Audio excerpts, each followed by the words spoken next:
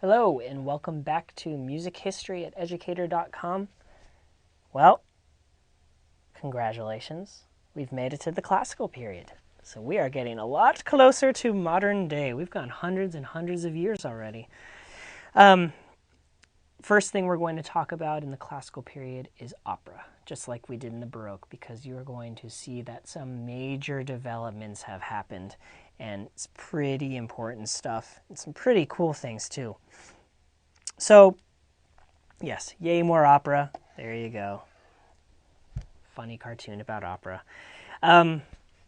We can really easily kind of compartmentalize what happened in the classical period for opera.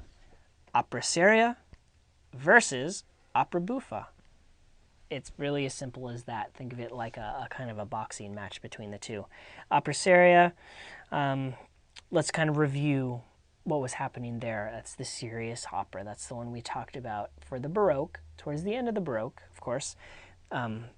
Is there serious texts based on history or legendary tales? Melodramatic. That's the big showstopper. The scorned lover who does not win in the end, and the like affair that is not allowed, and there's the Romeo and Juliet kind of atmosphere going on. In absence of comic elements, long. Shall we just put it that way? They were long. Opera seria operas were long. That was the focus on the singer, the da capo aria, if you remember. I mentioned this before, but to go into it in more typical fashion, the singers made as much as 10 times the amount of money than the composer of the opera. So the person who wrote the entire opera gets paid, let's say, $10.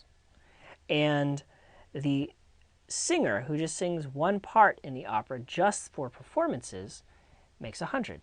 And when you start multiplying that out, you see why these singers were the rock stars of their day. But the other thing to sort of note is what kind of happened at the opera at this time. I mentioned that it was the entertainment of the day, but I didn't tell you what it was kind of all about, and that's it was kind of a big drunken party. The audience members would drink, play cards. They would. There are stories of people fornicating in the balconies, waiting for these arias. As soon as the diva got on stage and started to sing one of the arias, the entire atmosphere changed. That's what everybody came to see, and that's important to note because it sort of sets the stage for what the rest of the opera was, kind of filler material. But as we mentioned just before, there's a lot of ornamentation. That's, the improvising part of the da capo aria. And the recitative furthered the plot. That was, once again, the kind of singing like this, and then you say it focuses on the singer, and singers made 10 times as much money as the composer. Audience would typically drink, play cards, waiting for arias. Really quick presentation of the rest of the story, because if you have that aria given a tiny bit of text and it goes on for 10 minutes, and all of a sudden you have a lot of text to say.